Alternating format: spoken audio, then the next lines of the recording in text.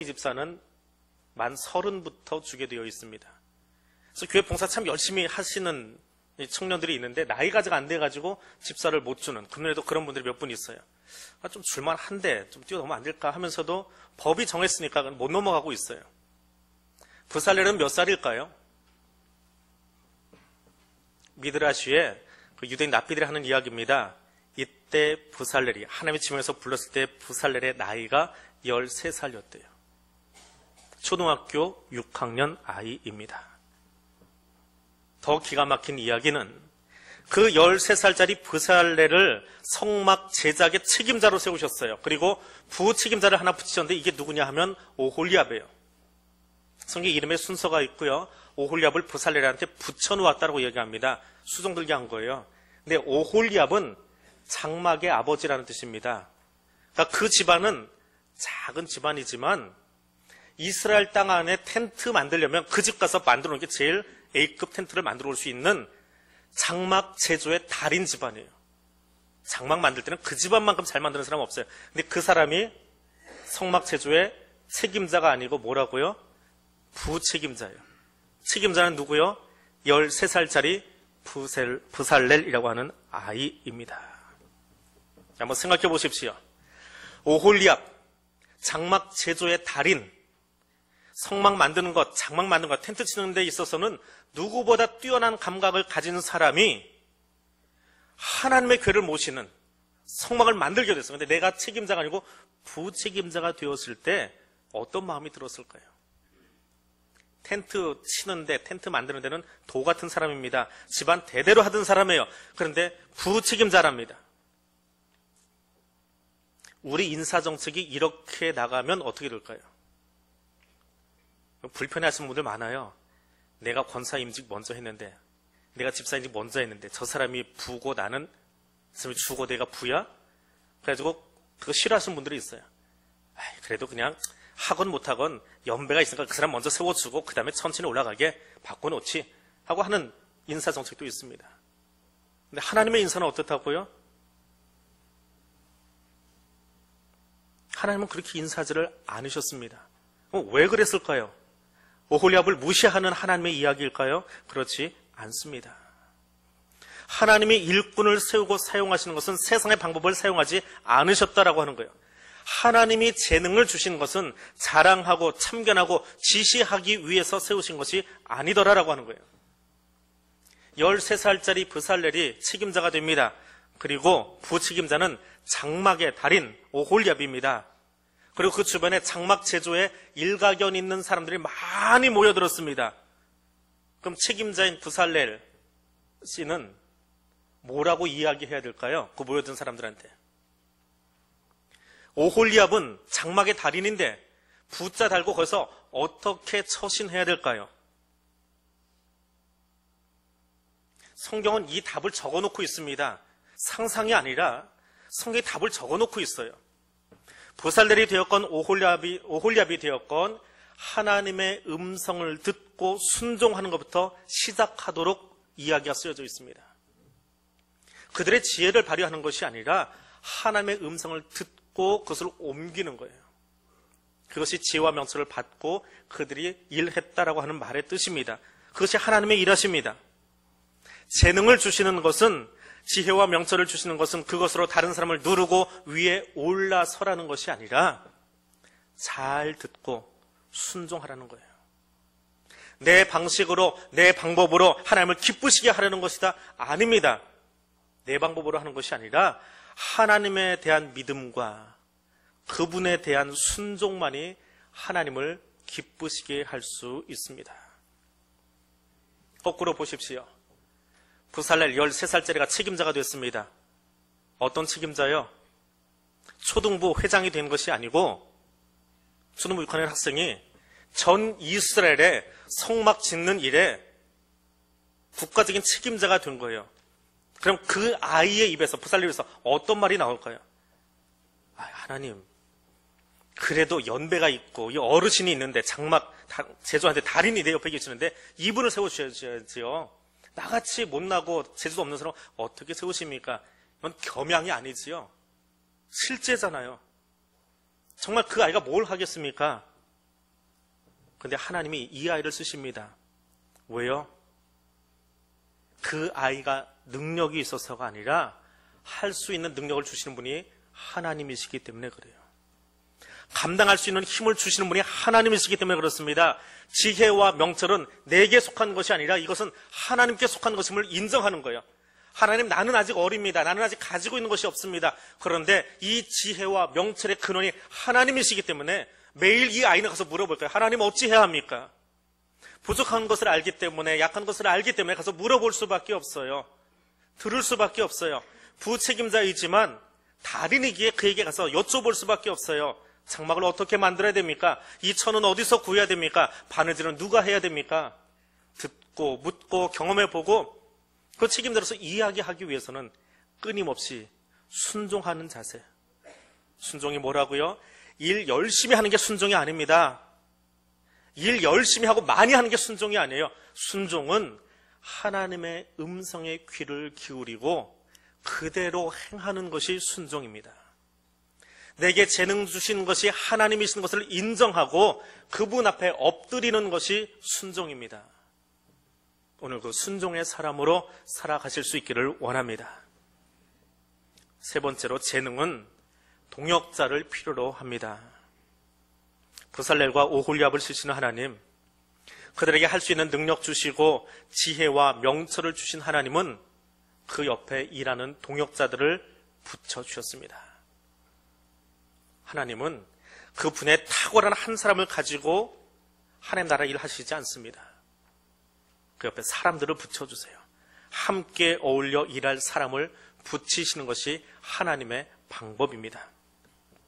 여호와께서 명령하신 대로 일하는 브살렐, 오홀리압을 세우신 뒤에 그 일을 하려고 마음에 원하는 모든 자를 부르셨다라고 성경 표현합니다.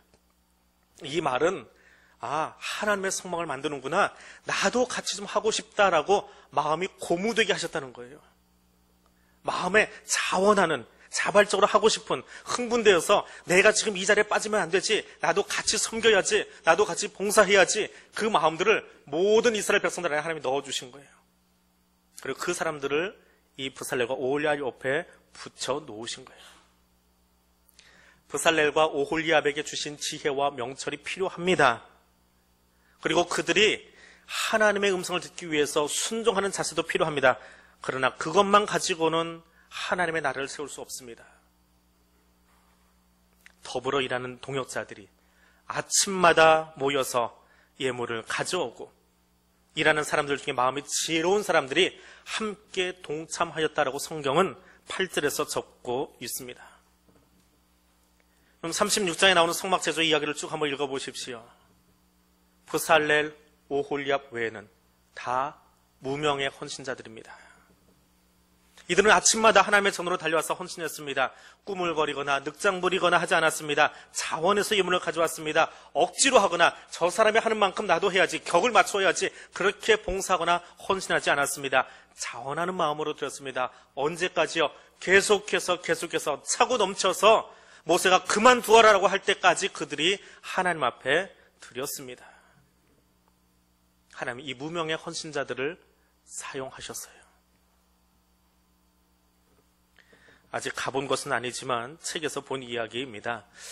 로마의 베드로 성당에 가면 미켈란젤로가 조각한 피에타라고 하는 조각상이 하나 있습니다. 피에타라고 하는 말은 슬픔 혹은 비탄이라고 하는 말입니다.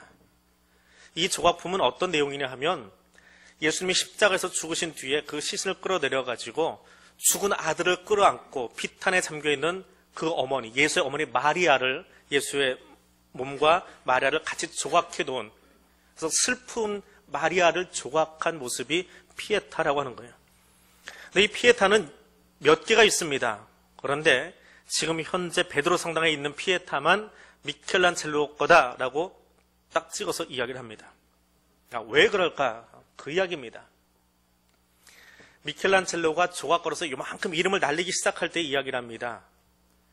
한 추기경이 우리 성당 안에 그 작품을 하나 만들어서 좀 들여놔라. 그래서 미켈란젤로가 열심히 피에타 조각을 만들어냅니다. 근데 아직 완성하기 직전에 추기경이 그만 죽어버립니다. 본당 신부가 죽었습니다. 담임 목사가 공석이 됐습니다. 그럼 그 다음 담임 목사가 어떻게 할지 몰라요. 그러니까 미켈란젤로가 만들다 만 거 뭐 하기는 그렇고 완성을 시켜가지고는 교회에다 들여놓지 못하고 그 성당 근처에 있는 공터에다 내다 버렸습니다. 근데 사람들이 지나가다 보니까 이 피에타상을 보는데 그 마리아의 심정이 너무 절절하게 느껴지는 거예요. 너무 잘 만든 거예요. 그래서 그것을 닦아가지고 그 산 피에트로 성당이라고 거기다 들여놨답니다. 처음에. 그럼 이거 대체 누가 만들었을까? 이렇게 대작을 누가 만들었을까? 근데 미켈란젤로는 당시 이름이 이만큼 뜨던 사람이에요. 그 유명한 조각가가 있었겠지요. 사람들이 아마 그 사람이 이거 만들었을 거야. 그 사람이니까 이 정도 만들었겠지. 그러면서 그 만든 사람 착각하고 있지만 그 만든 사람을 칭송하고 막 높이기 시작하는 겁니다. 미켈란젤로가 화가 난 겁니다. 이거 내가 만든 건데 다른 사람이 했다고 그러는 거예요. 그래서 미켈란젤로가 어떻게 했습니까? 밤중에 망치하고 정을 들고 들어가서 도둑고양이 마냥 들어가가지고 마리아가 앉아있고 그 앞에 예수가 있는데요. 마리아 어깨 위에 옷이 걸쳐있는 옷천이 있습니다. 어깨 끈같이. 거기다가 미켈란젤로 찍어놨대요. 이거 내가 만든 거라고. 그리고 이제 다시 살감살감 도둑고양이처럼 성당을 나오는데 마음속에 그 음성이 들리더래요. 얘야, 나는 이 천지를 다 만들어 놓고 거기에 내 이름 새기지 않았는데 너는 그 돌멩이 조각상 네 거라고 밝히고 싶어서 도둑고양이 마냥 들어가서 거기다 네 이름 새겨놓고 나오냐? 하는 주님의 음성이 들리더래요.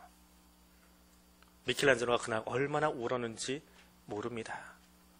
그래서 수많은 피에타 중에 지금은 베드로 성당으로 이전된 그 피에타만 여기 이름이 써 있어서 미켈란젤로. 성막 제작을 하는데 동역자들이 있습니다. 우리가 잘 아는 유명한 브살렐, 오홀리압 외에 함께 동역했던 풍성한 헌신을 나누었던 이름이 없는 무명의 헌신자들이 36장부터 계속해서 나오고 있습니다. 하나님은 그들을 사용하셔서 하나님의 집을 만들게 하셨습니다. 여러분에게 주신 재능을 발견하시기 바랍니다. 발견하되 돕기 위한 재능을 하나님 안에서 발견하시기 바랍니다. 재능을 발견하고 사용하되 순종하기 위해서 내게 주신 그 달란트가 나의 것이 아니라 내가 뛰어나서가 아니라 하나님이 내게 주셨기에 그 사용 방법은 누구보다 하나님이 더 잘 아실 거기에 그분 앞에 엎드려 순종할 수 있는 사람 되시기를 바랍니다.